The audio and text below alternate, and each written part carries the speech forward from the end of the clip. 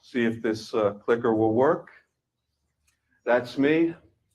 The title is Artificial Gravity, which is electromagnetic propulsion. That's me, Russell Anderson, CEO of searl Aerospace.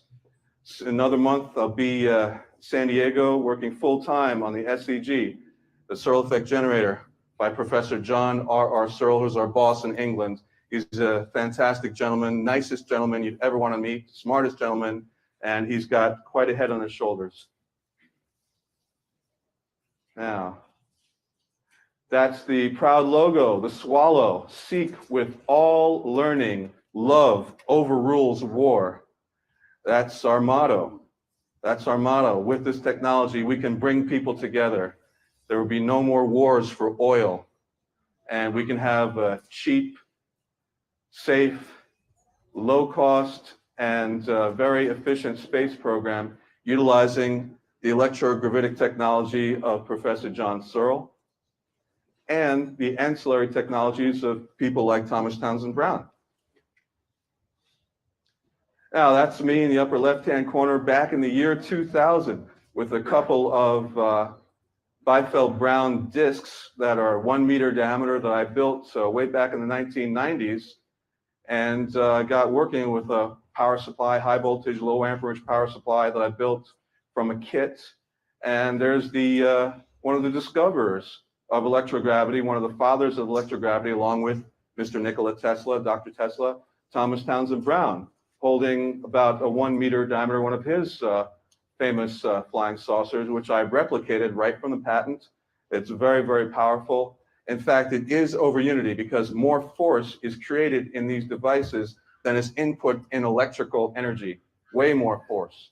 This should be taught in our schools, but I've been helping to rectify that oversight, whether deliberate or accidental, by being in schools since the year 2002, teaching kids how to win science fairs with electrogravitic technology.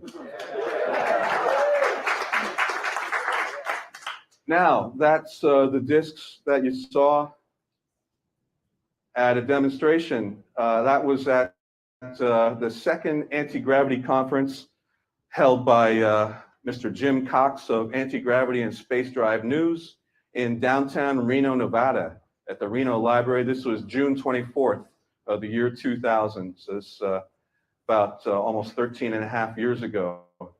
And those are just being powered, going around the maypole that just copied right from the patent. That's a custom designed tower and rotor apparatus that I built. They get up and move, from a standing start. As soon as you hit the variac, hit the switch, they're off and going. And we did an experiment also where later on in the presentation, we sealed them up in plastic bags, and they still rotated, but they rotated backwards, which is really odd because we didn't reduce polarity, or reverse polarity, I'm sorry. But these produce a weird field that ionizes everything around it in an 80-foot radius. Everything will get ionized, even body tissue. So you go touch someone who's not ionized yet, you get a spark that equalizes the potentials. Obviously, when I was a lot better shape, maybe with some electrogravitics, I'll get back into shape. But anyway, yeah, that was the presentation back in the year 2000. Try to go faster because I know we don't have a whole heck of a lot of time. But a lot of people say, well, patents don't work. You can't trust that. In my experience, patents work very well indeed. You just got to get off your butt and build them. And we are building this and flying these. And these are just for horizontal propulsion. But you can stop by our SEG, searl, STI booth, SMI, STI, SAC booths, and see the levitating flying version of that, which uses a little less power for safety. You do not want to touch these. These are flying capacitors, so even after they're de-energized, they still hold on to a little bit of charge. And that's my lab partner for 26 years, David Rossignoli, who has worked at Lockheed Martin since he got out of college. And guess that's about 18 years ago. So what he's doing is that rod has a wire on it, it's connected to the main ground of the building to discharge them. So I can touch them safely, to put plastic bags around them to test for ion wind. We could never feel even the slightest breeze from these things, but yet they get up and move. And Thomas Townsend Brown did some very important vacuum chamber work in Hawaii, in Paris, France in 1955, saw that they worked more efficiently in vacuum. And the efficiency was so great that in November of 1955, the US Air Force classified the entire subject. And that explains why it's not taught in schools, but it's very fundamental. So electrogravitics is lift and propulsion without aerodynamics or internal combustion. No fuel, no moving parts, no pollution. Sounds like what we all want. Now, these are some government aerodynes. Some of them are electrogravitic, some of them are aerodynamic. Got some various, the Moeller craft, he's been trying to get that off and running for a couple of decades now at least. And there's some larger aerodynes. The one in the bottom center is an interesting lenticular French aerodyne. Looks like something right out of science fiction you see on an Irwin Allen TV show. Well, essentially it is. And there's the Avro car on the bottom right. And despite some very promising results, that was dropped as a project around the year I was born, 1961. But it's based on some very, very important aerodyne work done by German scientists, Italian scientists, Bolonzo, Schriever, Habermohl, Schauberger. And I've always been fascinated by unconventional flying objects for obvious reasons. And there are various, the lenticular reentry vehicle, LRV, the EKIP, the Moeller craft, Locomo Sky Thermoplan, Cousinet, RC360, the French craft in the bottom center, and the Avro car. Now, on the upper left-hand corner, we have the repulsine, which takes advantage of both the Coanda effect and the tornado principle, tornado power effect that was noticed and built and amplified, this systems found in nature, by Austrian scientist Victor Schauberger. Very important work. He built this, which levitates with unbelievable force. A lot of that force, most of the force seems to be electrical in nature. That's very important. When you rotate air or water into a spinning motion called, which he called a colloidal, there's a strong electrical gradient present. That's very important. And then top middle is the OTC X1 from OdySee car. Ralph Ring, who was at last year's conference in Holland, talks about that because he worked on that and flew inside one of the manned craft. This is obviously a model, also an electrovitic craft with a rotor and accumulator inside called a Utron. Very important electrogravitics. And now on the right side, you see something very, very important to both the searl effect at high voltage and the Biefeld-Brown effect at high voltage. What you see up there, I don't know if this has a laser. Is there a laser in it? No, I guess not. What you see is a mica disc, very high K-factor dielectric, a thin mica disc that's mobile on a point.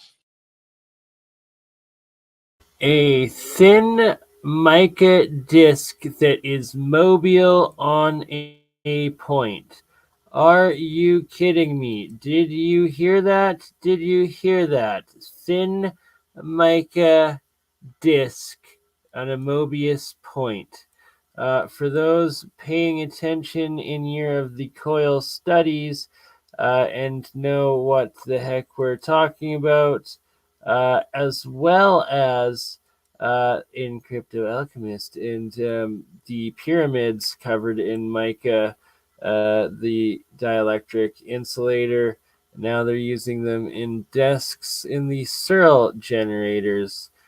Quite fascinating, and the fact that you are spinning at high temperature or high rotation rates in the searl generator, I believe. Fascinating. We shall continue. Real science. And play. Now, what you see on either side are balls of a Wimshurst generator or some similar high voltage electrostatic generator. As soon as the generator is activated, the mica disc assumes a very, very rapid rotation and off it goes. Very important. This should be taught in our schools, in our institutions of learning. It's not. Oh, I forgot to mention. I agree. On the bottom left also is a device by Sam Mason. Sam Mason here? I guess not. But anyway, that device is from Mark Tamian. And that was built by copying Professor Searl's technology. Now, Professor Searl's inverse gravity vehicle, which used to be called the levity disk back in the 50s, 60s, and early 70s, that produces intense cold. By contrast, the Mark Tamian device produces heat, tremendous heat. And those lines are electromagnetic lines of force. There are about 2 or 3 different kinds of rotating fields: a magnetostatic field, a rotating magnetic field, and an electrostatic field. The periphery on these devices is always going to be negative. Electrical charges want to escape from sharp points and adhere to smooth, curved, large area surface areas. That's what you want in this form of propulsion. Oh, and the bottom center, I believe that is a NASA concept for a warp drive craft. Electrogravitics is warp drive, whether below the speed of light or above the speed of light. Since these devices are force field propelled, every atom of ship and payload within the field moves at the same rate. There's no freight cars effect, as if you have a point of force coming from somewhere. Every atom of ship and payload moves at the same rate. So you have canceled inertial mass. Gravitational mass is still there, but since they have no inertia, the speed of light is no longer a barrier. It's very important. Now, what you have here is a fish in a river, in a moving current. The fish is able to remain motionless because of its shape and also the way water wants to move in a vortexian action around the fish and the design of the fish's body. Electrogravitic craft copy the design of the fish. Very important.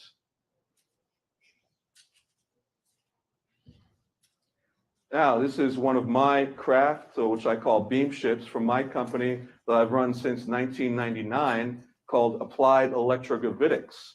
And that's beam ship variation 1 on the left-hand side. And that is award-winning. It won the Detroit, 10 years ago, the Detroit Metro Science Fair for 3 Dearborn, Michigan high school students who flew me up to Dearborn, Michigan after they bought one of my craft and micro power supplies so that I could supervise their work. And they won the Detroit Metro Science Fair, grand prize in physics with the beam ship variation 1. So that design is award-winning, but the patent is, of course, Thomas Townsend Brown's electrokinetic apparatus. That's patent number 2949550. Very important patent. And on to the right of that is one of my beam ships that Sam Mason built and modified a little bit, and that's beam ship variation 5, the 5-footer. That's my messy apartment in O2. The larger you make them, the more force they have. That's one of the tenets, the Biefeld-Brown effect. They just really get up and move with hardly any voltage at all. We make them lightweight for safety. Don't want to shock the life out of anyone. And there I am on the left-hand side there.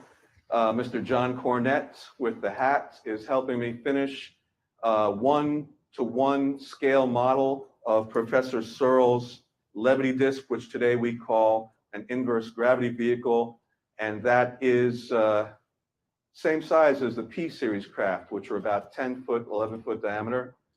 And it shows the inner track is where the SEG housing normally is. Outside of it is the flight cell area. Flight cells control the flight angle and also the speed of the SEG. There's a load cell inside each flight cell.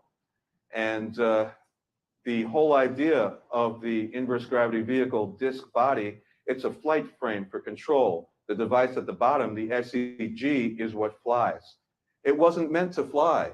It was just supposed to be a unique electrical generator that Professor John Searl, when he was only 14 years old, working as an electrical apprentice, had the idea, which came from a series of two oddly repeating dreams from age 4 to age 10.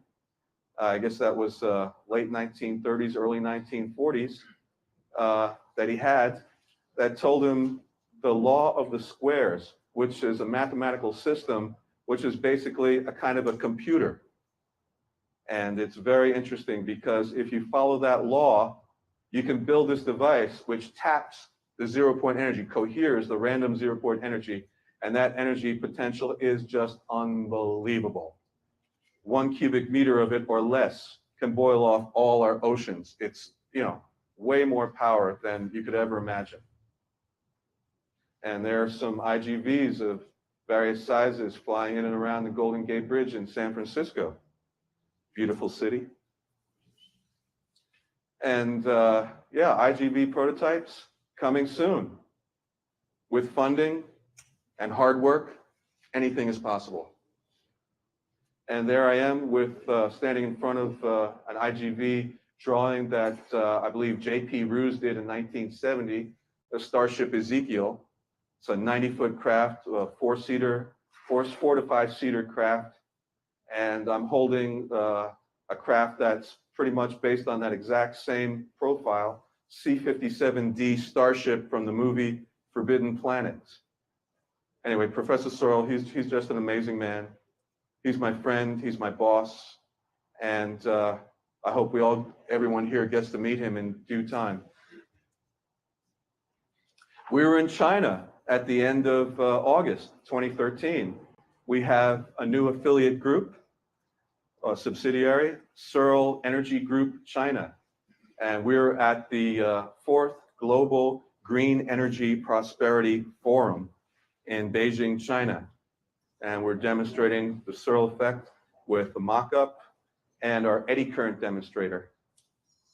Some wonderful people in China that just did us proud. And some very important people in the field. John Searl, Professor John Searl, his invention, the SEG. It was not supposed to be a flying machine, but up it goes. Nothing can hold it down. It's physically impossible. There's negative charge coming off the rim, positive charge in the center. The Earth has a very powerful negative charge at its surface. So you can see if you match that charge, it'll be physically impossible to hold it down. John Searl, as a young child, he started having those dreams. Albert Einstein as a young man. Nikola Tesla, who gave us almost single-handedly our entire electrical 20th century. And some photos of one of the P-series craft, I believe is the P-11, about 10-foot diameter. The whole idea of the craft is a flight frame for control. And they were controlled with 12-meter band ham radio, very powerful. 64, 65 channels of radio control. And bottom left-hand corner is some work back in the 60s with some scale models. Top side of the P-11, some newspaper articles, a lot of press coverage, huge amount of press coverage back in the 60s and 70s. And bottom right is one of the control panels and signal generators used for the craft. Searl National Space Research Consortium, or SNSRC. And there's a little bit about the law of the squares. The law of the squares tells you what elements to use in what proportions, depending on what volume of space you want to fill with searl effect generator, or SEG.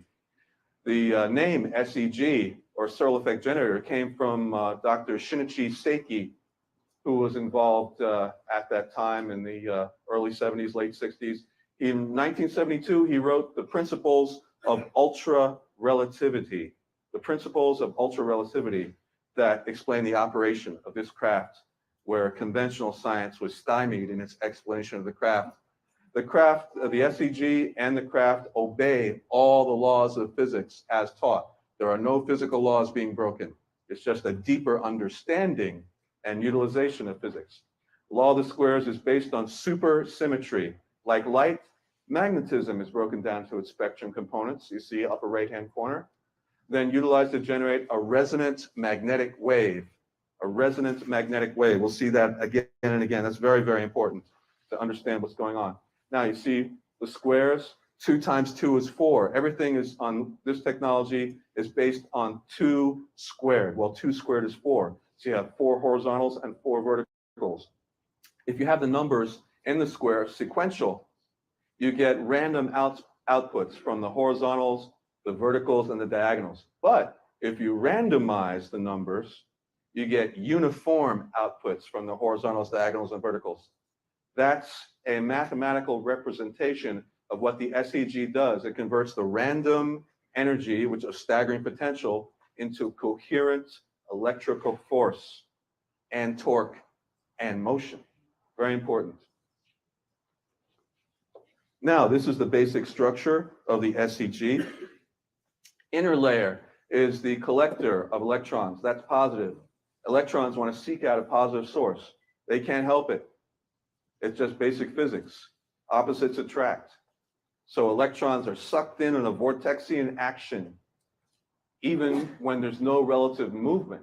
You put probes on the inner layer and the outer layer, you'll get a potential, even when there's no movement at all. Rotation enhances that effect markedly. So you get a positive layer on the inside. Rare earths like neodymium have lots of, or not lots, a couple extra electrons on their valence shells, their atomic shells, their outer 4f and 5f band shells. And those are very mobile. And rare earths like neodymium greedily suck up and readily emit those electrons. Then you have a gating layer of a plastic material to act as an insulator. Then you have an electron accelerator that's magnetized with the Coca-Cola formula, which is basically a linear motor. This is a linear motor, of which there are several out there. Look on YouTube, you can find them. And we have an outer layer, which has to be paramagnetic, so you get no friction when you start getting the rotation. Now, what you have is 2 fields at right angles. You have a field at x-axis on the stator, which is the ring, and a field at y-axis on the roller or runner. You get 2 fields printed with sinusoidal currents at right angles. They're 90 degrees out of phase. That's a 2-phase motor. Those rollers can't help but start rotating around. You got to have 2 fields at right angles or it won't work. They orbit and rotate. And of course, the copper conductor layer has to be conductive, but paramagnetic. So you get eddy currents that cause the rollers to be repelled. So you get a balance of forces between the attraction of the iron layer and the stator and the roller, attraction, and linear motoring, and repulsion of the eddy currents. And we have an eddy current demonstrator with us, of course. Many of you have already seen that. Highly recommend stop by one of our booths and check it out.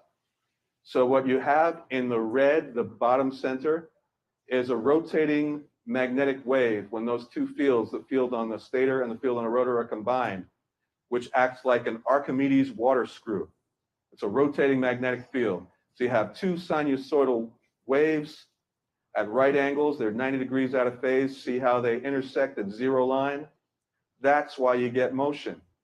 It's motion of a magnetic field, a rotating magnetic field. Well, Nikola Tesla, when he was a young child, got the idea of the rotating magnetic field, and that gave us polyphase AC, our entire electrical 20th century. And there's the mock-up on the bench and on the scope. You can see the sinusoidal current. There's a searl effect generator. The original name was something very ungainly, gyro, flywheel, ball race device, high energy density magnetic device. Shinichi Seiki said, why not just call it the searl effect generator, or SEG for an acronym? And the name stuck. Now, there's a 3-ring generator. All you need is just one to demonstrate the concepts. One plate, plate number 1, the innermost one, and one runner. Ideally, you need 12 runners on the inner plate. And you have coils at the periphery, which generate electricity in the conventional manner by cutting lines of magnetic force. That's all. But you have the added benefit of electron flux radially through the SEG, pumping electrons into the coils. So just like T. Henry Moray's of Salt Lake City's radiant energy accumulator, you get cold currents.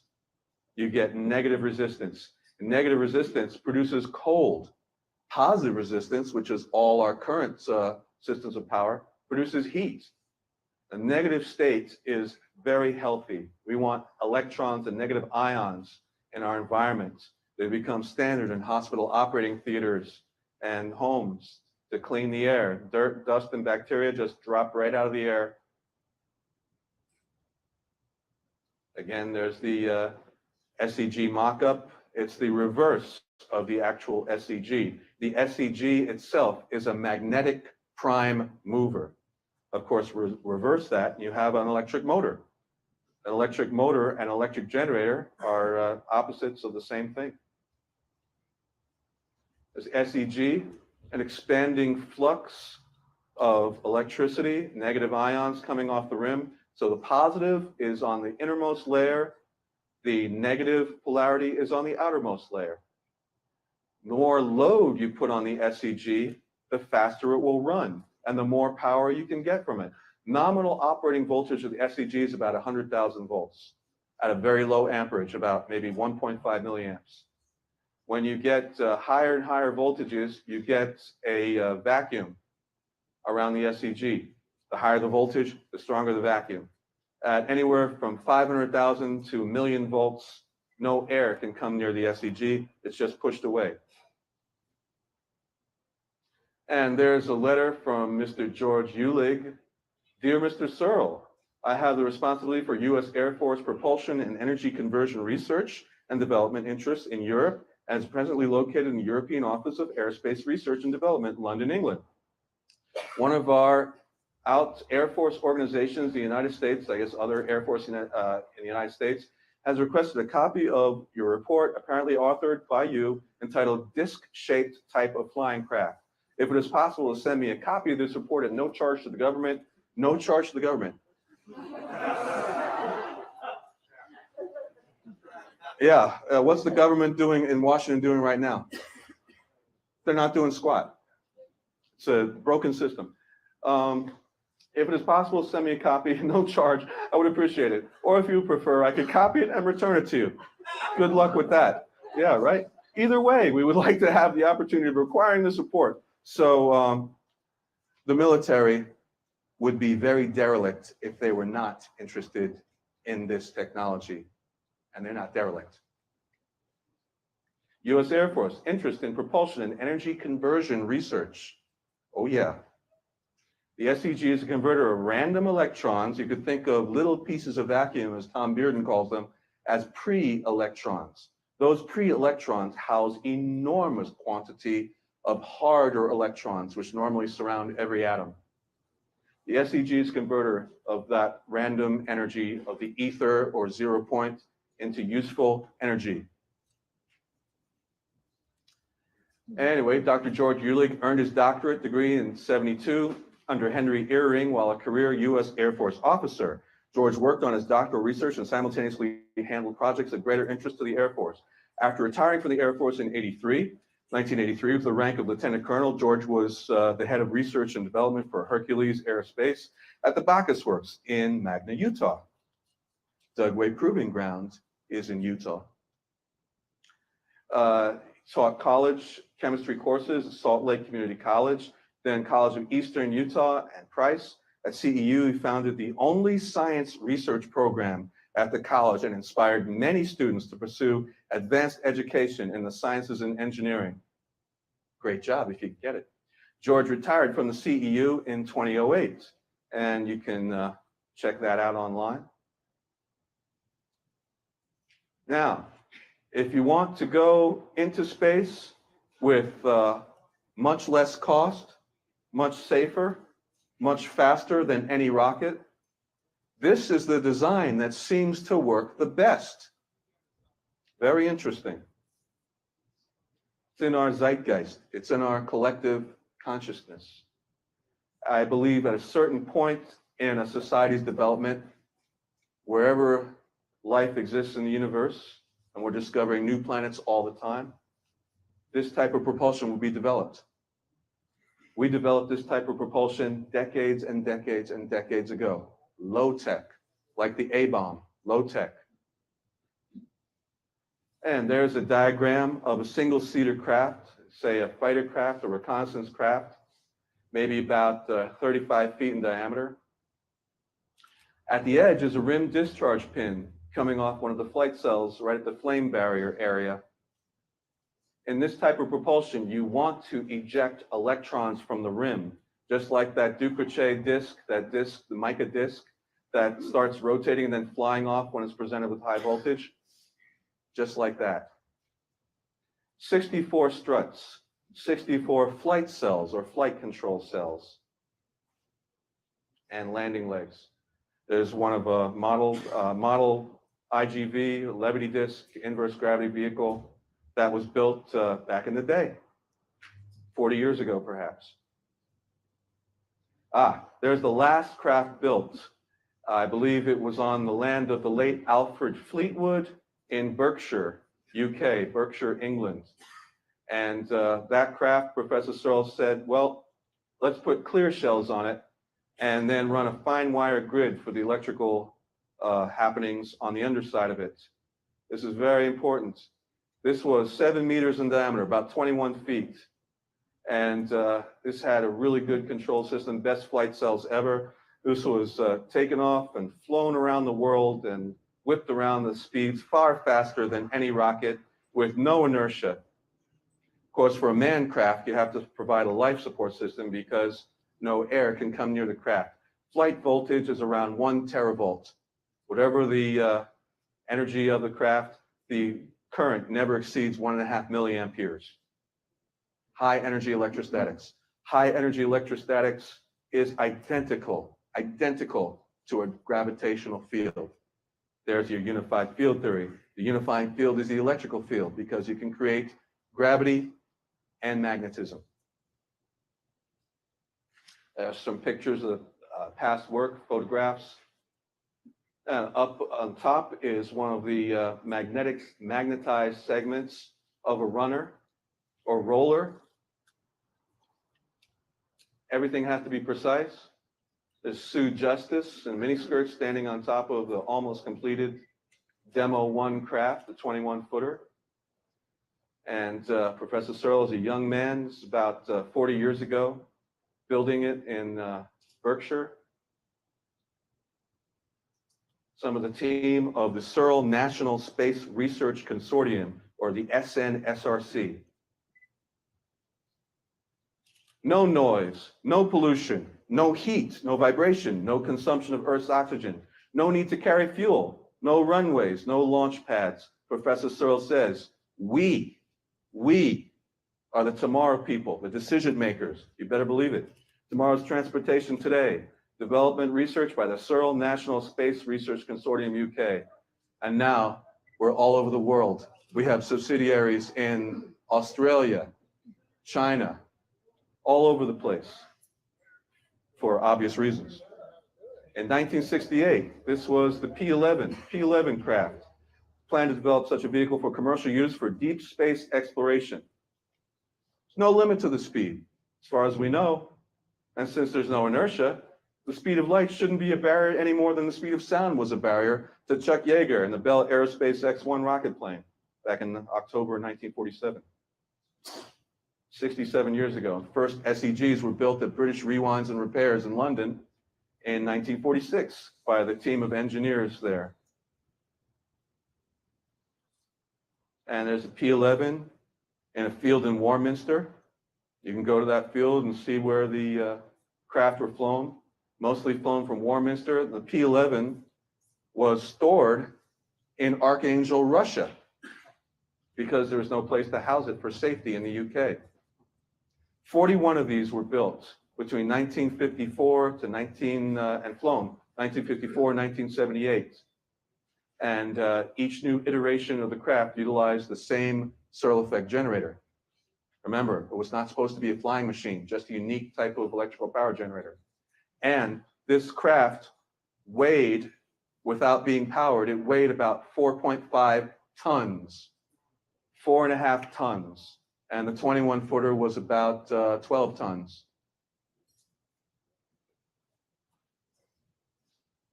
Some newspaper articles on the work. 1979, 1960s. A lot of interest. Mr. Searle expected to offer day trips to the moon, and he's serious. Oh yeah, get to the moon in about an hour or less. You ever did it? I wouldn't be surprised. Now, there's a 3D printing. 3D printers are revolutionizing life here on Earth, and they will continue to do so in space. We'll have a 3D printer to make any parts we need on board the flying craft. Food, clothing, organs, splints, replacement parts, and so much more. Every IGV, inverse gravity vehicle, searl IGV, will come standard with a 3D printer workstation. You better believe it. Wave of the future. And this is the IGV control mechanism. There is one of the radio control power panels that was not mobile. They also had a mobile panel. It was very large, military surplus. If you're conversant with radio frequency and electronics, all this is pretty much second nature to you. And that's the setup at 17 St. Stephen's Close, Mortimer. Some of the equipment you've seen and the TV newsreels. All this was covered by the BBC, BBC One, Southern Television, Anglia.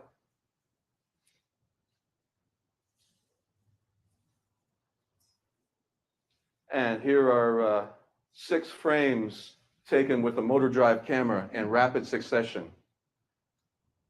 The P-11 flying in Warminster, England. And that's about 10-foot diameter, same size as a model I built for 3 years ago at the Tesla Symposium in Albuquerque, New Mexico. And he's not afraid of that 4.5-ton device falling on him. The Earth just pushes it away. He did demonstrations. There were, hundreds of witnesses. They were usually on Sundays, Sunday afternoon flight demonstrations. He would rush models at the ground. As soon as they got near the ground, they would just curve right up and keep on going to the sound of applause. They rush models at the house. They can't hit anything, can't hit buildings with this. The field just pushes it away. There's a strong repulsion field from the rim that repels the Earth and anything else approaching the rim.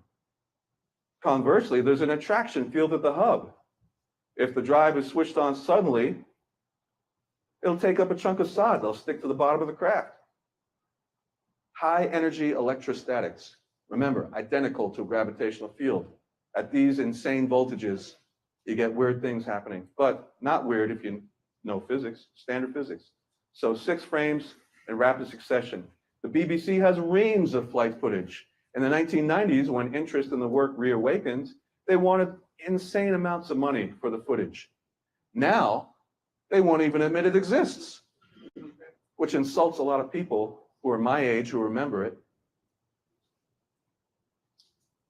And there's some of the newer team, Professor Searle, in the late 90s, early 2000s, with some models, standing on top of the not P-11, the Demo 1. The Demo 1 was deliberately built out of wood, the weakest material available, to silence detractors and scientists who said such a structure would never support its own weight. You can make it out of cardboard. Once it's at flight voltage, superconducting, the SEG is superconducting by putting a load on it. or the load cells, which is inside each of the 64 flight cells. Once you have that voltage, there are no stresses whatsoever. What you do have at flight voltage inside the center is 1/2 G onboard gravity. So if you weigh 200 pounds on board the craft, when it's energized at flight voltage, you only weigh 100 pounds. And no sensation of motion, nothing. You don't feel anything. Right angle turns, instant starts and stops, you feel nothing. Plus, no sonic boom. Why no sonic boom? Because of the electrical field. Yeah, Northrop Corporation did experiments with high voltage electrified airfoils, and they found that not only was skin heating eliminated, sonic boom and shock waves are eliminated too. So that's why you fly multi-Mach with this thing, no sonic boom. And there's Starport Earth 1, Professor Searl, commanding the craft in flight. They're controlled by various ground stations around the world with special code, 12-meter band ham radio. And there's a mock-up that you can see at our booth of the newest ones. Was supposed to go to China, but there just wasn't enough time. So, but we have it here for your viewing pleasure. Just stop by our booth, say hi. Very cool graphic by our team. Ball races develop incredible energy. And the SEG, this energy is also converted into electrical energy. Now, there's been a lot of experiments done by Bruce De Palma of the N machine, homopolar motor, and others, found out why you can get incredible energy right from space. The spin of an object connected to its environment. Its environment is the ether, or universal cosmic energy. We call it zero-point energy in physics today. Staggering amounts of energy all around us, all the time. The inverse gravitational vehicle utilizes gravity technology, gyroscopic technology, flywheel technology, cyclotron technology, electrical technology, magnetic wave technology, and ball race technology, all in one. And this came from a couple of dreams. How strange and wonderful is the universe. And there's a little look at the asymmetrical waveform capacitance that's part of the effect. 64 struts, 64 flight cells or flight control cells. Ever since there have been people, there have been explorers looking in places where others hadn't been before. Not everyone does it, but we are all part of a species where some members of the species do. They're not idle dreamers. Dr. Neil deGrasse Tyson, who I grew up with in the Bronx, he tutored me in algebra. We're very good friends, still very good friends today. Reaching for the Stars, America's Choice, Natural History magazine, April 2003, a little over 10.5 years ago. Proposed spacesuit for IGV flight crews.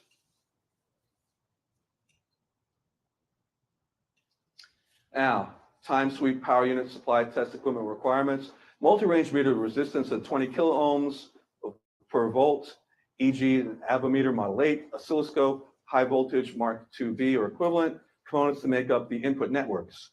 Components to make up the load for the Mark IIB, a delayed pulse synchronizer type 173/2 or type 192872. Full list of components available at searlaerospace.com. And that site also has all the new books and info, and you can really get an education if you go to searlaerospace.com. The inverse gravity vehicle utilizes gravity waves found in nature throughout the cosmos. Gravity is a particle and a wave, just like a photon, a wavicle. SEG generates a toroidal electrodynamic field. It generates about 3 or 4 different kinds of fields. A high voltage electrostatic field, a high energy rotating magnetic field, a magnetostatic field, which induces an ordinary magnetic field of like polarity and anything approaching it. So also anything approaching it would be repelled with irresistible force. It's what we call a force field. And this is how space-time is bent. Space-time, thing about space-time that's really great for us is that it's an elastic medium. You can squash it, you can expand it, and you can utilize this effect of space-time to travel anywhere you want in our universe in reasonable time and economy in real time. Go to Alpha Centauri on a 2-month jaunt, come back, your friends and relatives won't be any older than you. Can't get that with ordinary rocket technology, what we call impulse drive. This is warp drive, not impulse rocket drive.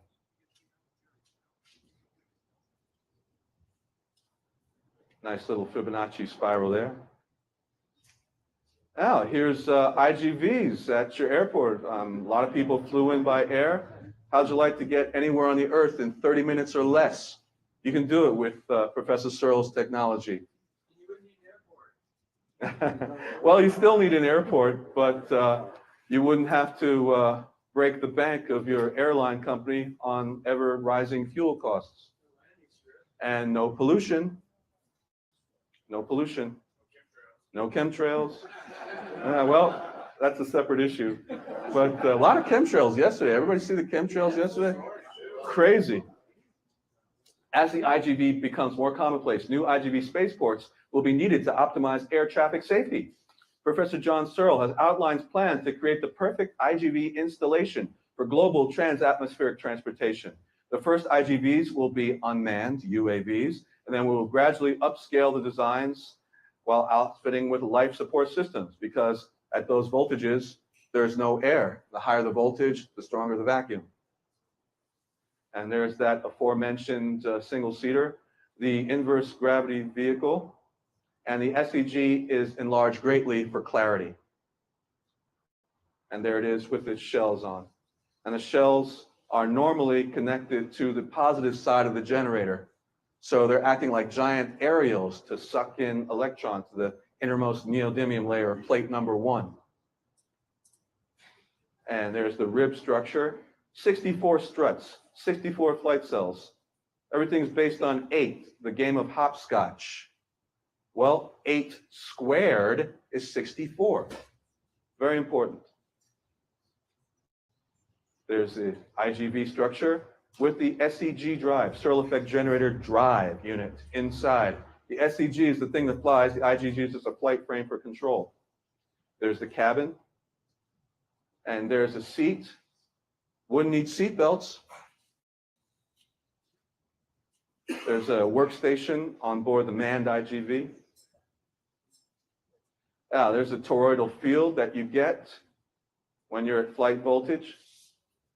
Now, there could be a teravolt, there's about a teravolt, 10 to the 12 volts at 1.5 milliamps on the skin of the craft.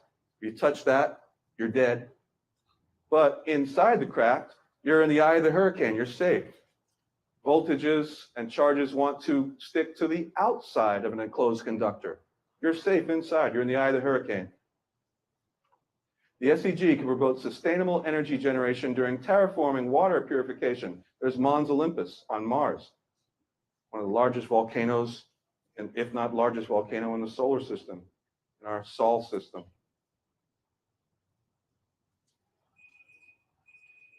The flight cells. There's a large, you can make these as large as you want. Flying hotels. Large-scale Ezekiel interior will be customizable to suit various mission parameters and can also act as a permanent orbital research station, complete with ISS docking ports, International Space Station docking ports, at much reduced cost. Professor John Searl, my boss, our boss at Team Searl, STI, Man Who Saved Tomorrow. On the left-hand side, would you like to breathe that air and drink that water? Or would you like the right-hand side? No brainer. Now, here's some animation that one of our team did. I believe it was Chuck Middaugh or Kevin Ballmer. Chuck Middaugh, there's the lower and upper hatches. Egress is obviously through the lower hatch. SEG drive. We'll take a tour inside the craft. There's some screens, 3D and normal screens, some flight stations, workstations. And off we go on the next Searl IGV mission to explore space or learn more about our Earth.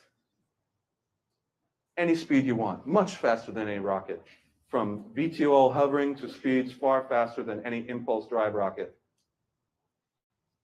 IGV, Searl Aerospace, Inc. Seek with all learning, love overrules war. Now, we have a little short film, about 12 minutes, 10, 12 minutes. Are we over time? Right on time, 4:44 then. Oh, okay. Yeah. We'll take a look at that, give you a little idea, see the man himself. And he is just an incredible human being. Best boss I will ever have. And he's a great friend, probably my best friend, all our best friends, all of humanity's best friend. So while that's running up, I heard some stories where Tesla was had his little space machine and kept disappearing and would go off and other things disappear. There are rumors. You guys make any of your machines disappear? Not yet. But anything's possible. Now, we need some audio on this. I don't know if the audio is going to come up. Yeah, there we go.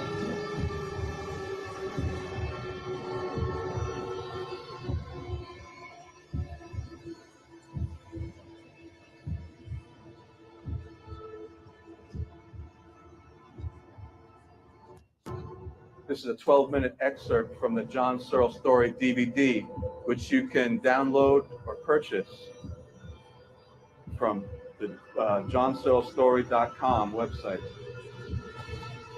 Highly recommend take a look at that.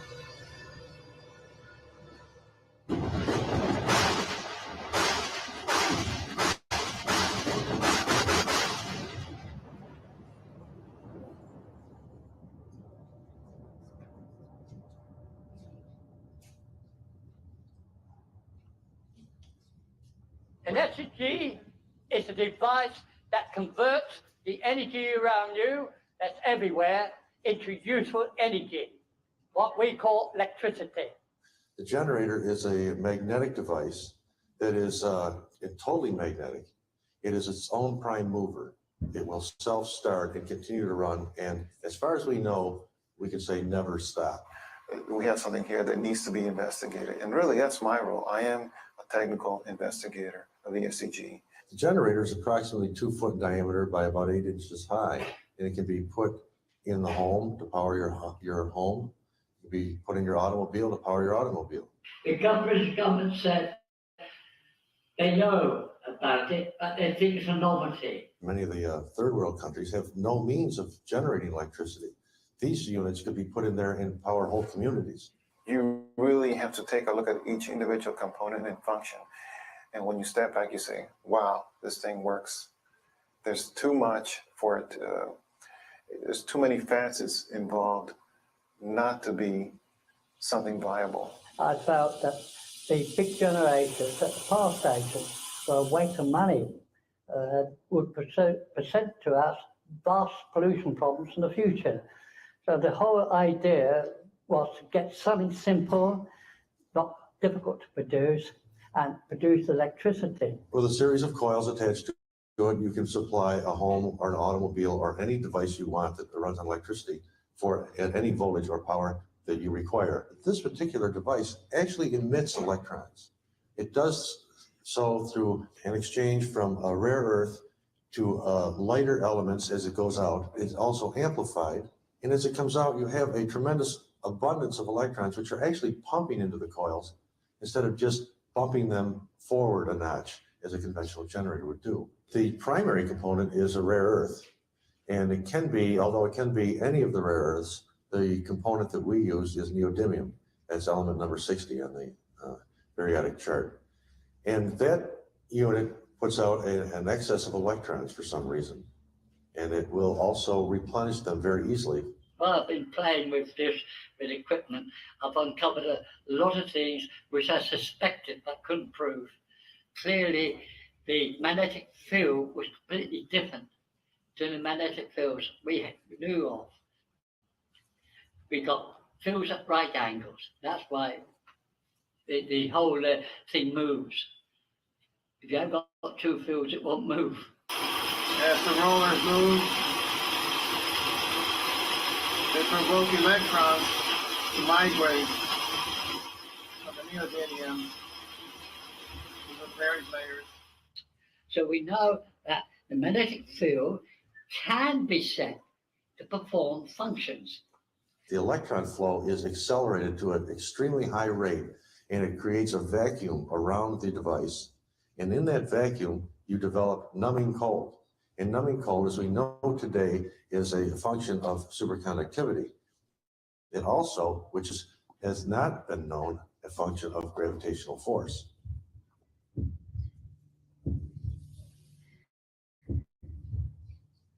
The 3-seater crop, which we've been asked to do, it will be 90-foot diameter.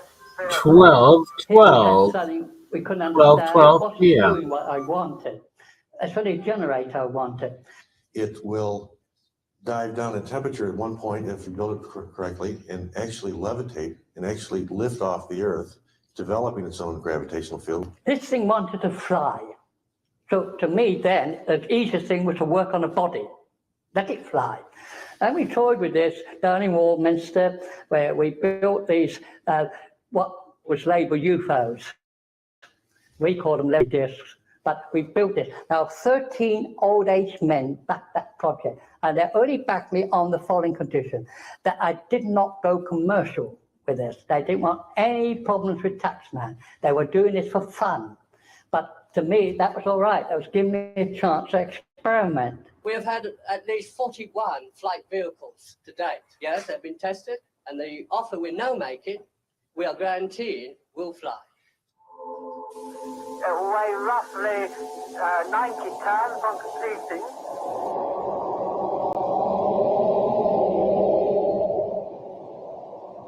I made it quite clear to them it was not a UFO. The government knows it's identified. They know what it is. Every government knows what it is. They've known it for years. Here behind me, you see an illustration of something similar to the effects that are happening around the searl effect generator. This energy is all around us. It is like this battery. We have electrons pulled to one end so that we can make them flow in a particular manner. If we take a plate and we make our roller like the battery, but just slightly different, that it takes this energy into this, it will then rotate around this plate. Not only rotate around the plate, it also rotates around its own axis. This was made for the Washington Conference of Future Energy in Washington, D.C. a few years back. It had no intention of anything moving that wasn't intended. All we wanted to prove that the scientists were wrong. You could get 12 magnetic units to stick on that ring, and they would not fall off. We have a plain board here. We got a plate with no power whatsoever. We have a copper outer surface. What we need to do, we got to somehow get power from here to here. First of all, we need rollers. And we would like the lady to examine for any secret batteries in them. No batteries. No batteries. Nothing but. Just a number of metals. What we could do is ask the lady to put the roller units back in. 2, not flying off yet. 3, no flying off. 4, no excitement yet. 10, 11, and the 12th disciple just going in. No launching has taken place. Scientists must be wrong. Now we need to get some voltage across here to find out how much power will it take to make them move, and if they will fly off. We've now got some voltage available. So the lady kindly try to move, see if one will move.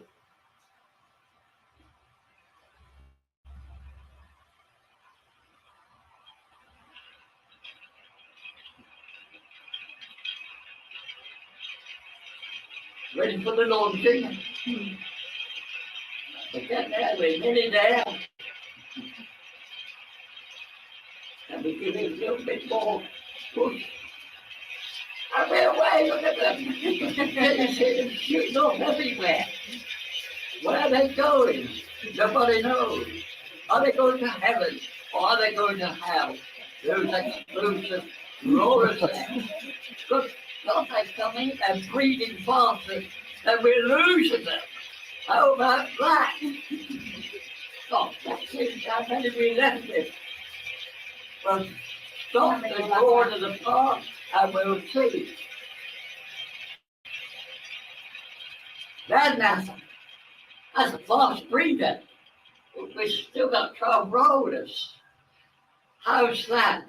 The question here is, there's no power on here. But power must come across there to make that roller set. It can't go that way, you're blowing running fuses. If it went that way, it goes from that way to this way. And that means somebody's wrong. Now, either I'm hallucinating. If I am, I don't know what I've had. I'm not on drugs, and I'm sure the lady's not on drugs, and I'm sure our engineer's not. What we see is motion of metal, and then keep going as long as we can draw power across from that plate to that connector unit here. So, FB and friends, take note. We are happy that you've given us this welcome on the internet, making people look at us, which we are unable to do. My blessing with you, son. Keep it up. There's nothing like it. We are here. Now, we'd like to show another interesting effect. Why do we use copper? And you don't know. I'm going to tell you why. The johnsearlstory.com, johnsearlstory.com. You download the video or purchase the DVD. Came out in early 2009 from Bradley Lockerman Films, Los Angeles, California. First of all, this last minute, I want to take a minute to thank the glogalBEM for hosting Searl Technologies again. At the first glogalBEM, I lectured in Holland last year. We were able to find an investor that invested significant monies in the R&D effort to reproduce the Searl effect generator. And because of that, we're having our best year ever. So if you have a technology company, thank you.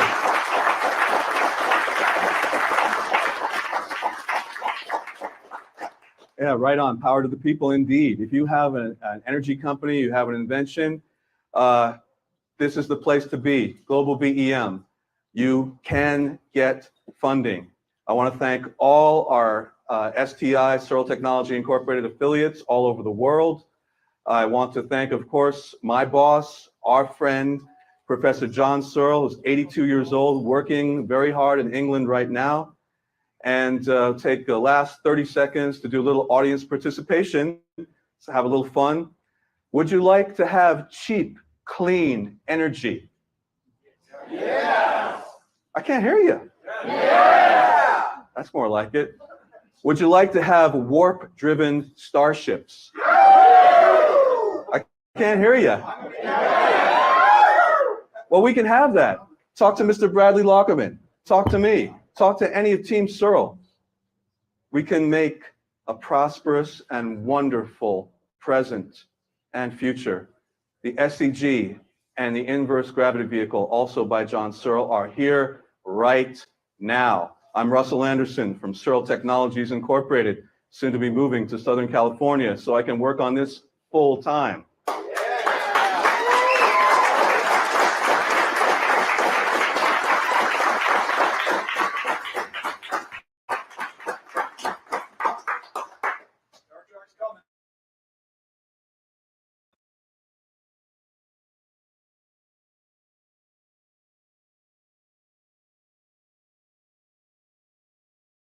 Okay, so that was the end of that one.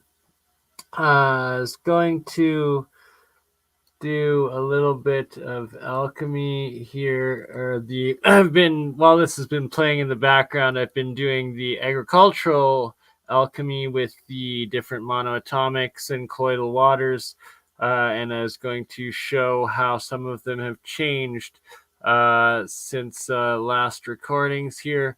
But in the meantime, we will play some of Nassim Haramine's Last Cognos 2018 Barcelona interview to close things down. One little proton in the nucleus of the atom, you get all the information of all the other protons in the universe, the mass of the universe. So basically, you have really large numbers, but when you finish the equations, it gives very, very precise values for very small numbers, like the mass of the proton and the radius of the proton. And so it predicted a radius of the proton that was 4% smaller than the mainstream theory predicts. And, you know, 4% in quantum theory is a lot. And you know, so I wasn't sure if it was going to be right. I wasn't sure even if in my lifetime they were going to be able to measure the radius of the proton that, you know, precisely. And I published a paper, and that was in 2012. And in 2013, they had made an experiment in an accelerator in Switzerland to measure the radius of the proton. And they measured it, and it was 4% smaller than. You can even, and I wrote a paper saying, like it did it once. It's like it's constantly doing it.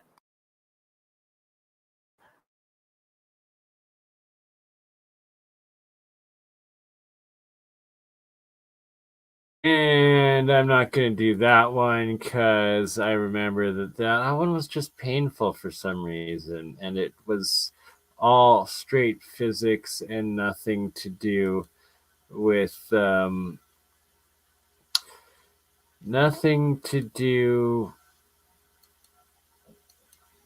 the alternative history and the U parts or his anti-gravity. It was all just his physics theory, which will put most anybody to sleep. So let's do a little bit of Pepe's Q24 build and take a look at this. And this fascinates me all the more. And for Year of the Coil, we got to build one of these. Yeah, that's just the key. Because we want everybody to say they got something, they need to show it. But we don't want to hear they talk about show it and then talk about it. And then everybody can come and the other ones, we're going to have to connect another cone, and we're going to connect it in between the 4 and the 5. So this is my 1. Actually, let me put this down.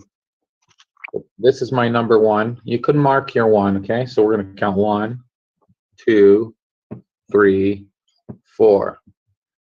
So between 4, right here, number 4, we're going to hook up another cone right to it.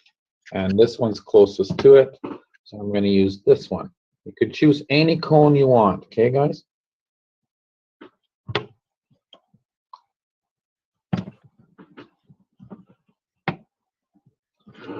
So that's my second cone connection right there. And we're just going to tighten it. Okay. There's my second cone there.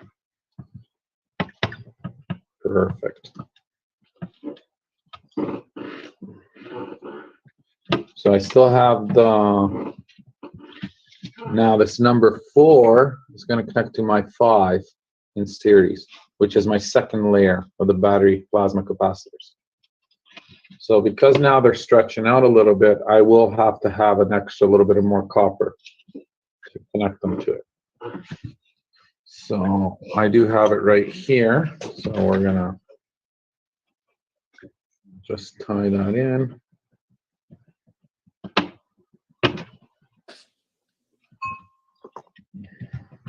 And you can use your pliers to twist. as I'm doing right here. Or you can use your fingers. Use the pliers. I have everything glued. And then I'm gonna,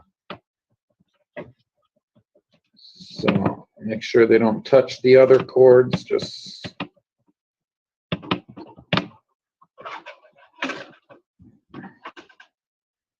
and I'm just gonna cut it right there.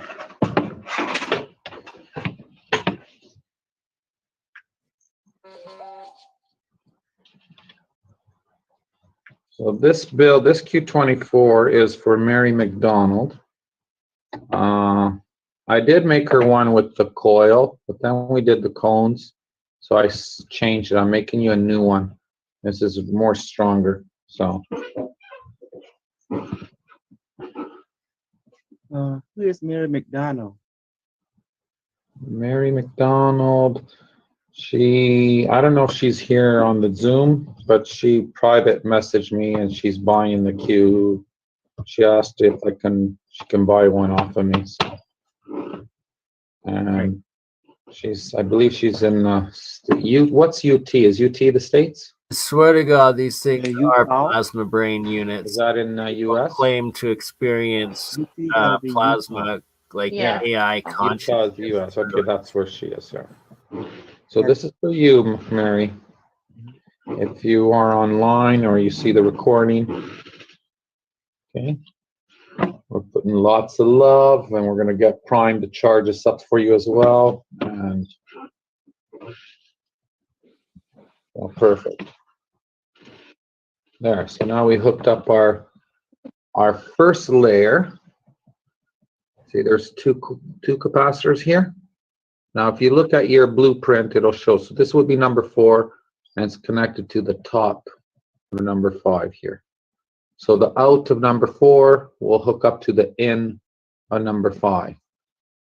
And in between the 4 and the 5, I also hooked one cone, okay, to it. And it's your second connection with the cone. The third connection of the cone is going to be on number 7 and 8. So now let's spin this. Get your number 1 and start and count. So you go 1, 2, 3, 4, 5, 6, 7, and 8. Okay, so I know this is my 7 and this is my 8. And between 7 and 8, we're going to hook up another cone wire, which is right here. It's close to me, so I'm going to use that one. So these Q24 and Peppy in general disappeared like off the world internets like 5 years ago, and as claimed they were doing interdimensional travel and here it is on the moon. I don't know, but something worked with it. It was intense. It was a huge trend, and then the entire group, anyone that was building these, expunged. And now I'm going to hook my out of number 7 to my in of number 8 as well. And then we get that connection out of the way. So do your connections as you go. It's easier. You can get out everything.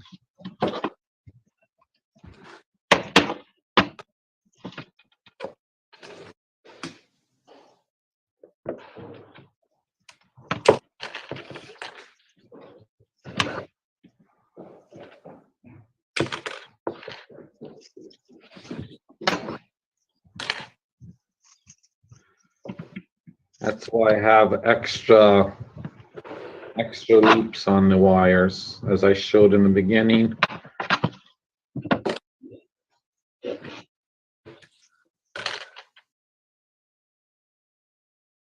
All right, so I'm pausing this here. Anyone that's interested in the Peppy Q24, and we will be doing Magrav building and full free energy Magrav Keshi coil streams and builds where I want to attempt making one of these Q24 peppy cube things. The full video here is right here, and I actually partook in a Zoom with him at one point in time when they were doing it, and he was just teaching everybody how to do it. And I got part of the way, and then they all disappeared, and it was weird. Like he was trending and then just gone.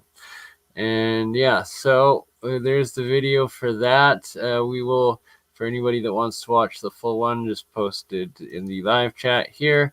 But we will be revisiting this in full later, and I plan on building it. Now for the very last little replay of William Donnery, August 2013. That you have to find out a way of living differently.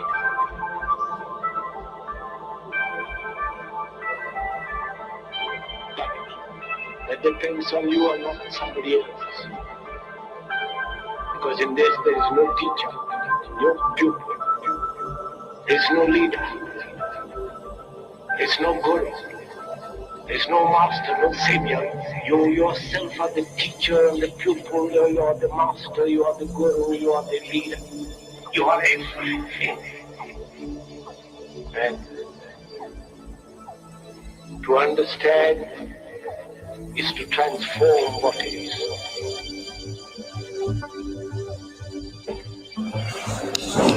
So I guess Dan had already told you that I'm into more the hardware aspect as far as the different free energy and anti-gravity devices, propulsion systems.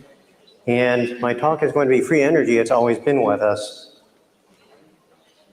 And it really has. Marco mentioned something about alchemy, cold fusion in the Middle Ages. That's true. That is correct. I mean, it's been around for a very long time.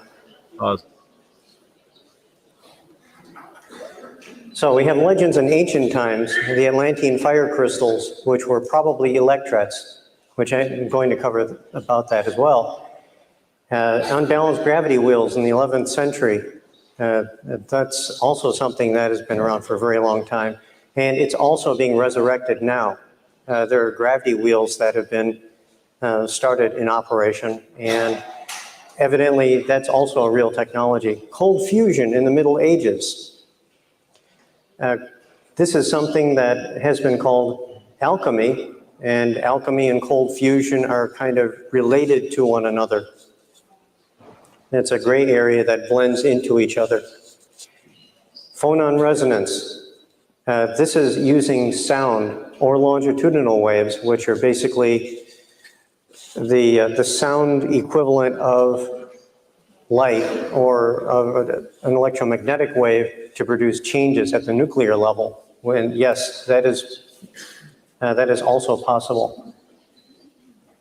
So, Joe Champion rediscovers phonon resonance in the 20th century, although this had been done in ages past. There's something that was called the lost chord in alchemy. And the lost chord essentially is, it's a blend of sound frequencies that can actually cause nuclear changes to occur.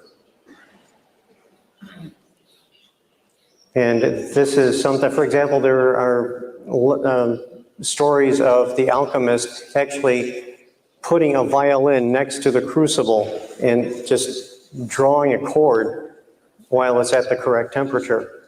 And the crucible would essentially be something that would be a red mercury or something similar to that. And a lot of alchemists had some health problems as a result of that. So also, physics tells us that matter is frozen energy. And Marco mentioned something about that as well. Matter is a mix of standing wave patterns. So it's almost as if there's very little difference between the light that's here and the matter that's here. The only difference is that it's not moving. And it's essentially a standing wave. So let's go a little forward. Okay, Bessler wheel in the 18th century. The gravity wheel was rediscovered. John Keely in the 19th century. John Keely was a man that produced, again, using phonon resonance, nuclear changes. He also had some devices that would produce anomalous amounts of energy. And Nikola Tesla in the 19th and 20th century, the most famous of the electrical engineers in recent history, actually started out as a mechanical engineer. He actually invented a lot of mechanical things, and he transitioned over into electrical engineering. So there are a lot of mechanical analogs in early electrical engineering. For example, the mechanical ether, that sort of thing. There are energy patents in the 19th century that were very interesting in the effect that it had many free energy aspects to it. And then there's Clerk Maxwell. James Clerk Maxwell, this is an interesting story, that he had a working unified field theory back in the 19th century. And this essentially combined the electric, magnetic, and gravitational fields at that time. Now, back then, there wasn't much of a talk of anything as far as a strong or weak nuclear force. The strong nuclear force is most likely a short-range gravity field.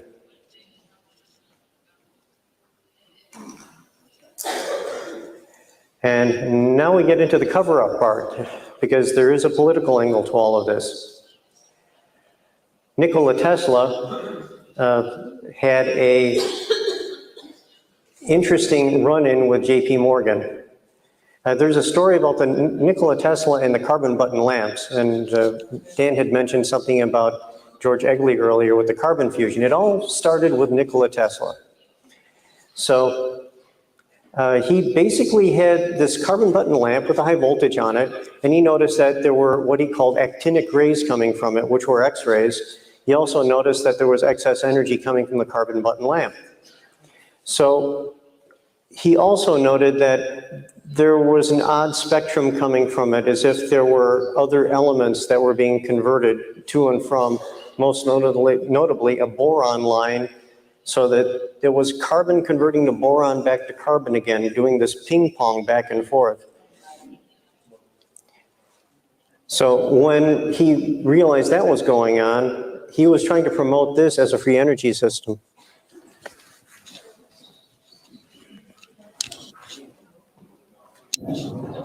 Yeah, it's back. Yeah. Anyway, then there was the story of the Nikola Tesla and the Pierce Arrow. Nikola Tesla had a car, which was called a Pierce Arrow, with carbon rods in there. No one could understand what the carbon rods were for. It turns out that earlier to doing the Pierce Arrow, Nikola Tesla and Nikola Tesla was a very utilitarian person. He would only invent things he had an immediate use for.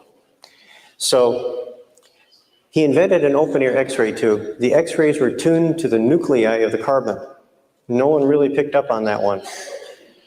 So he realized that if he induced a K-shell collapse in the carbon, that the carbon would transition into boron. Didn't take much energy to do that, maybe 1,000 electron volts or so. 1,000 electron volts to turn carbon into boron. Boron turns back into carbon, and what comes out is over 10 million electron volts of energy. So you have massive amounts of energy from a reversible nuclear reaction. There was a talk that actually an argument that Nikola Tesla had with J.P. Morgan. J.P. Morgan said, well, why can't you be like this Einstein fellow? He learned how to split the atom. At that point, Tesla was extremely aggravated, disturbed, and he said that there is no point in destroying natural elements, that we can obtain all the energy we need from reversible nuclear reactions. He was right. That's another way of doing it. So there are people right now, George Egley being one of them, and several others that are working with carbon with this to see if the carbon collapse will produce excess energy. And historically it does.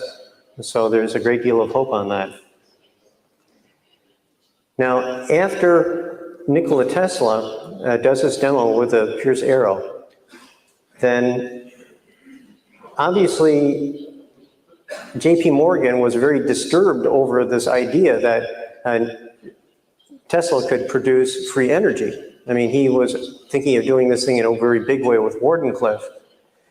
So he had two different methods that Tesla knew that he could do, and he knew that these two methods were very disastrous to the economy, and these were people that were plugged into the economy in a very big way. They were making profit. And one of the things that Morgan said is if this fellow Tesla gets his way, all we'll be able to do is sell antennas, and then they'll be able to milk this cow for free. So he intended to turn off the milk supply. So Oliver Heaviside comes along, who was evidently contracted by some financial interests to bury the original theory on the joining or the unified field theory. So what happened was that in many of the universities, this original theory was being taught, and many people were realizing that free energy was possible, that you could tap the vacuum. There's incredible amounts of energy. Yes, there's 10 to the 93rd ergs per cubic centimeter. And if we tap just a fraction of that, to give you an idea how much energy is in there, just a fraction of that energy is enough to boil off all the oceans on Earth. So it's something that you have to be very careful with to tap into. But it's possible to do this. So after Oliver Heaviside basically buries Maxwell, he lobotomized the original theory, where he took the gravitational side, just sawed it off, threw it away, nobody would need it. Well, it turns out that the gravitational side is where you get the free energy. So without the unification, then we couldn't combine the two sides of the equation and get free energy. So after that, then Henry Moray comes along, and Henry Moray realizes that there was a working theory, and he builds a free energy converter. This produced 50,000 watts. It was about that big. And the thing was running cold, which meant that this was producing energy that was not conventional. It wasn't nuclear, it wasn't anything else other than tapping the local vacuum. But Nikola Tesla also mentioned that the secret to doing this was in resonance, where you don't extract the energy, you have it in resonance, where it's pulling out and then snapping back again. So it's called reactive power, and reactive power can power real world devices. So Henry Moray's device was also buried for the most part, but there are people who are recreating this one as well and have a working theory. And so there is a groundswell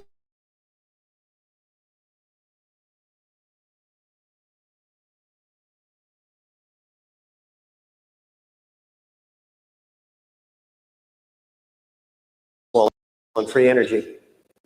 And we're also realizing that whenever you tap vacuum energy, and you can tap this using nuclear fission, by the way, but it's in a bad way, because with nuclear fission, this can actually extract, it causes a local loss of binding energy. So, and this has been documented, with nuclear fission, what you wind up with is a local sink for binding energy.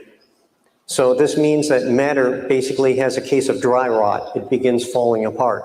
We found this in anomalous embrittlement inside of nuclear reactors. So that not only is the concrete and the steel going brittle, but people are too. If there's, for example, people are developing embrittlement in collagen and in their bones, osteoporosis. And when they leave the nuclear plant for 2 weeks, suddenly those symptoms begin going away. So we know that fission is not the way to go because it's changing the basic structure of the vacuum around it. Fusion is the way to go because it's producing an excess of binding energy. So U.S. National Security Act of 1947 comes along. And what this does essentially is it puts a further clamp on most of the free energy patents. And after this, they route, and this is in the United States, but they reroute all the patents to go through the DoD. What this means is that 7,000 patents since 1947 have been, and this is primarily on free energy and propulsion technologies, have been sequestered. So also governments are discovered to be corporations, and many of the governments of this planet, and the conflict of interest runs rampant. This is also part of the political aspect. It's all one. You have to approach this holistically. Unless you approach it holistically, you won't find an answer. So that's one of the things that I'm intending to do. 21st century, the classified inventions are rediscovered. Interesting thing about many of these gag orders is they have a time lock on them. They have a time limit. So many of these gag orders are now, they're expired. So what this means is that people can actually go into the libraries and find these, and they're there. I mean, anyone can do this. And as far as the inventor goes, you might kill the inventor, but not the idea. And this gets into Rupert Sheldrake's morphic resonance. The original inventors produced this pattern, this idea, and it's in the ethers. People are rediscovering this. So no matter how much they try to suppress it, how much they try to classify it, their security leaks are basically security leaks that are happening in the vacuum, where people are realizing that these patterns are already there and they're picking up on them. It's amazing how many inventors are rediscovering the same thing all over the planet. For example, I went to a Tesla conference, and there were 5 inventors that discovered the same thing. And if you match the time zones, then they discovered they had the same idea within 5 minutes of one another. So it's useless to try to suppress this anymore. And I think some people in the upper echelons are beginning to realize this. And in the United States, Homeland Security Act is really an act to harass inventors. And I know that there's equivalent acts in Europe as well. However, they're not pursued as aggressively as in the United States. There is an exodus of inventors of friendly countries over here. So, and there are many that have plans for working devices and they want to share them. So, was Ayn Rand right? Do we need a Galt's Gulch? By Galt's Gulch, I mean that there is a friendly place, a safe harbor for these inventors to go to develop these. And I think the answer is yes. I mean, if we have a safe place for these inventors to produce what they believe they need to do, which is to share the fruits of their creativity with humanity, then I think that we can actually be living in the 21st century as opposed to possibly the 19th, which is where we really are right now. The technology that we have has been held back that far. I remember there was a friend of mine that asked me, where's my hoverboard? You know, from Back to the Future 3. So that's true. We should have that right now. Anti-gravity technology has been suppressed since the late 1950s. But there again, all the records are there and anyone can look and find them. And then some of these free energy inventors are beginning to be called terrorists. But in the way they are, I mean, they do threaten the economy of the planet. But then the economy of the planet is badly upset already. So I don't think it is that much of a problem. Now let's get into the technology. This is a trout turbine.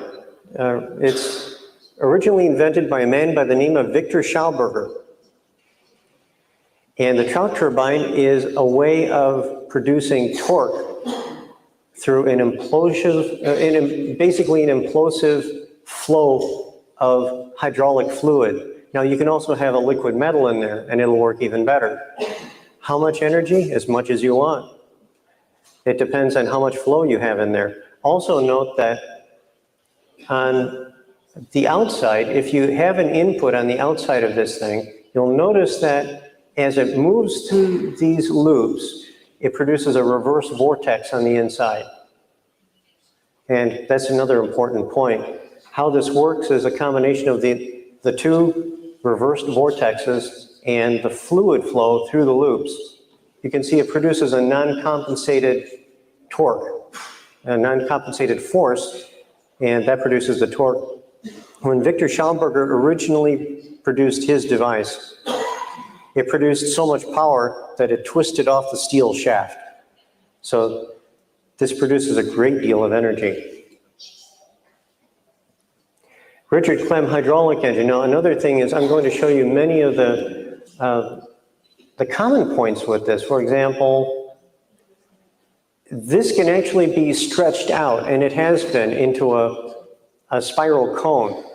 And the cone actually looks a lot, and if you imagine that the buckets are actually the seeds of a pine cone, then in 3 dimensions, that's how it would look. Now, let's look at the next one. The Richard Clem hydraulic engine, again, please take note that it has a spiral geometry, it has an implosive aspect to it. This one is it does have a large COP. The story behind the Richard Clem motor is that he produced an engine that had 325 horsepower. It had so much power that it destroyed the clutch. So again, this was just using cooking oil instead of regular motor oil, because the hydraulic oil, the motor oil wouldn't actually hold up under the immense strain. And there were shear effects, there were pressure effects, and he had to use actually cooking oil for this one. So you'll see a lot of commonalities with Dan's imploder in this one as well. For example, please note the rim jets on the lower. This one is also a part of it. And this thing produced, like I said, a great deal of energy. We're going to be doing a math model on this one. This one did work. It was back in the 70s, and we have some interest that will want to replicate this. Excuse me. Anyway, so searl effect generator.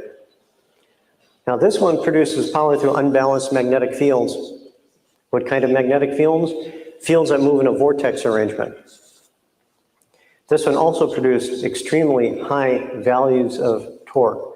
In fact, you can see that on the upper diagram over here, we have, that's a north pole, that's a south pole over here. You can see that the way this thing is arranged, there is no way for this thing to have a permanent balance to the magnetic field. So that's how it works. Control on all of these is very problematic. It's a very sore point with many of the inventors. They have had devices explode, destroy themselves. Victor Schauberger has, searl has, Clem did. So the challenge for this is to produce a system which is controllable. This one is a Carl Schaefer steam generator. Also note the commonality. You have another inverse cone, you have fluid flowing to the interior, producing an implosive effect, and on the other hand, this one does not produce, it produces a small amount of torque, but this produces steam. And it produces anywhere from 165 to 325 degrees of steam. The first test that it made was 165 degrees C. And if you look this up on one of the steam tables, that means that it will produce steam at about 4 bar, which is enough to run a turbine. And if you can run a turbine, this means that you can run an alternator attached to that turbine and power your home, power your business, or in a larger version, power an entire community or city. And again, this is power from implosive cavitation. It's a combination of implosion with cavitation and mechanical resonance, because now what you're looking for is a mechanical resonance with the liquid. And when you do that, you can extract energy from the vacuum using that method. Then Dan mentioned something about George Egley earlier. And George Egley's carbon fusion system initially had a COP of 2.0. Other elements were found. There is evidence that this is transmutation in greentechinfo.eu. I think it's .eu. Yeah, okay, it's .eu. He shows that there is a chart, and this chart basically shows all the elements that are being produced from the carbon. Egley says that he's run this for about 6 weeks, and it's been producing excess energy. As the elements cook into heavier and heavier elements, it's kind of interesting because when you go from hydrogen to helium, there's a little bit of mass energy left over. By a little bit, I mean you're looking at 25 to 50 megawatts per gram. It's less than matter-antimatter fusion, but it's quite a bit. That fraction that's left over, and we're talking about, because the immense energies that we're dealing with, only parts per million of mass to energy being generated, which is a good thing because it would generate a bigger meltdown than it already does. But with that amount, you can power real world things without producing pollution. Because if you're going from carbon to the heavier elements, I have done the spreadsheet analysis on this, and it will not go to fissionable elements, so we don't have to worry about that. I know that we have an enormous problem with burying fission waste or trying to do something with the nuclear waste that we have now. This will not have that problem. On the other hand, what you do wind up with are precious elements. You'll wind up with rare earth elements that have a great financial value to them. You'll also wind up with, and Egley did mention this, it does go through gold, it does go through the platinum series. If you stop the reactions when they go there, then you can pull the material out of the reactor and then refine it. So the nuclear waste from a fusion system as opposed to a fission system has a huge financial value to it. And it's clean energy. It has a reversible K-shell collapse. Again, what I mentioned with Nikola Tesla, this is taking place here too. And next, let's go to the Rossi ECAT nickel fusion system. Another clean system, relatively clean. This one has a COP of 6.0. It goes from nickel to copper, which is just one jump in the periodic table. That one jump produces over 25 megawatts per gram of fuel. If you take a look at the entire sequence, which goes on for 19 pages for the Egley system,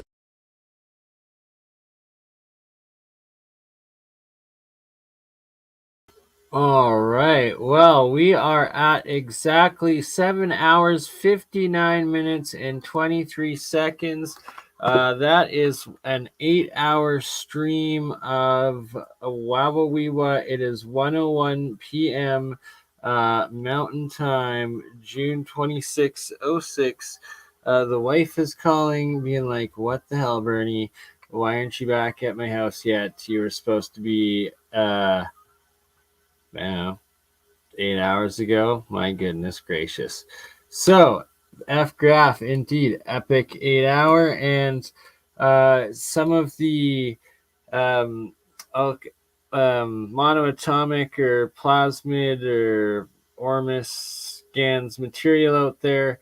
For instance, the blue oxidized main one has since turned to a pure black, which is kind of strange. Some people, I think Keshi states that's when it's becoming a, well, we won't get into that right now.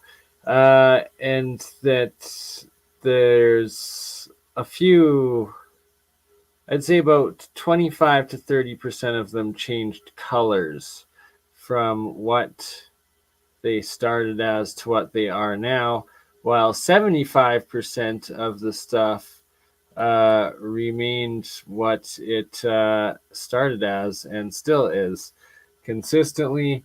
And I'm ongoing doing specific watering testing or plants for each jar and type of monoatomic state or Ormus state.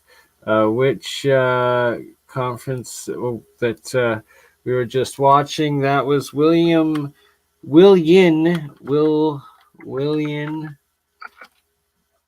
Donovan Cognos 2013, and there's the link for it in the live chat, because yes, it is one of my favorite. It has stuck with me. I've watched it at least 12 times, if not 15 or 20 at this point.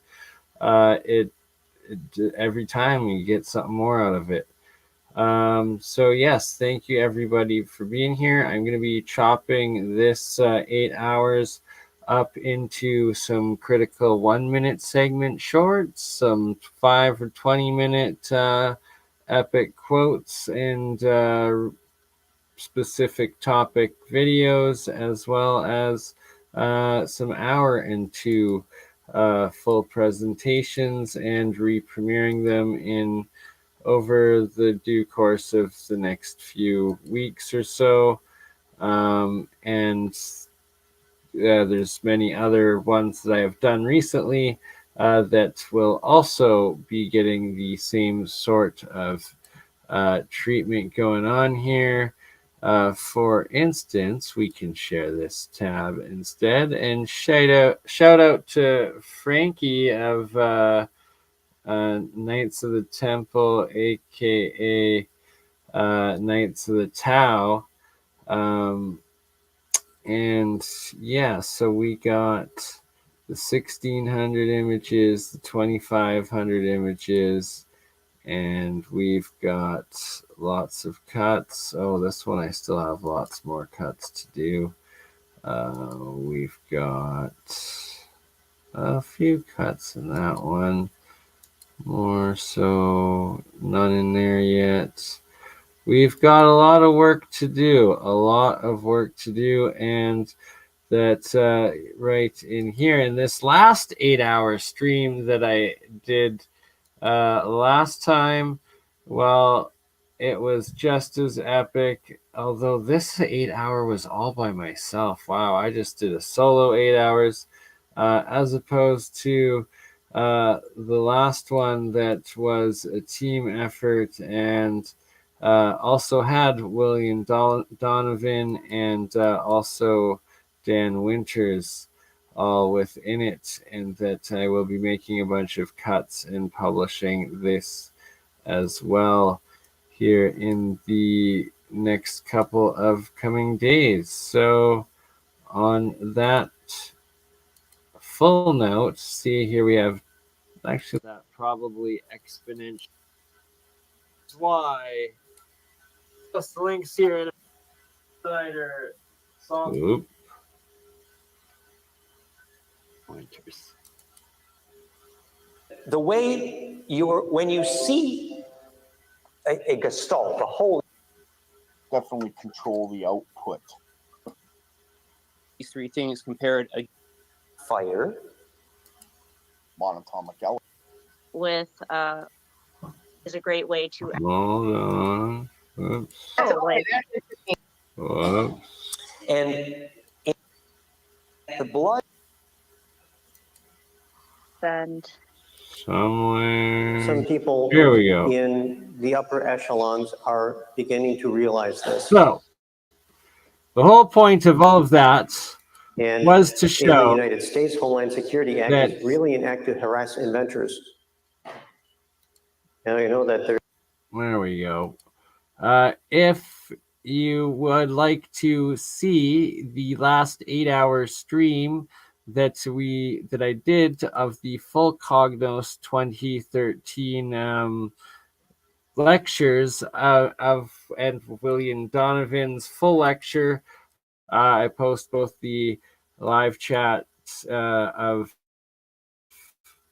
the William Donovan direct Cosmos link, and you can find the Cognos 2013 remix, Dan Winter, William Donovan live stream in my live stream section. There we go. That was a tongue twister. I'm dehydrated. I'm sleep deprived. It is 8 hours longer than it should have been. No, 7 hours. 6 hours. I don't know. It's been a lot of epic information. Thank you, everyone, for being here. And we will catch you on the next one. Ta-ta.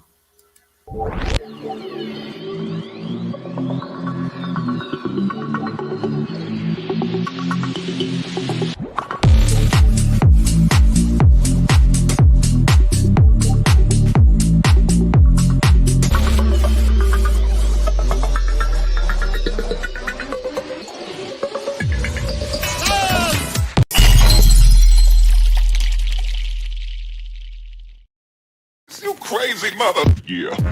It's just BurnEye. Hey, BurnEye just like last week, huh? Weekend